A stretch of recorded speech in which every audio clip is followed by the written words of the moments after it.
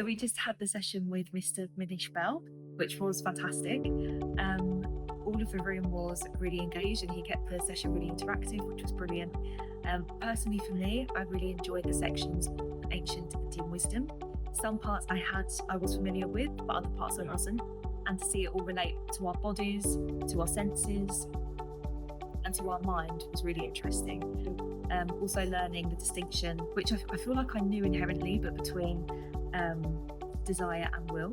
It's nice to hear that being spoken about really explicitly.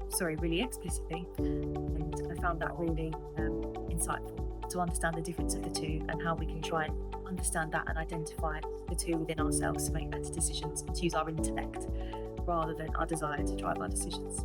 So thank you very much for the session on behalf of me and all of us at Warwick. And thank you for being here with us today.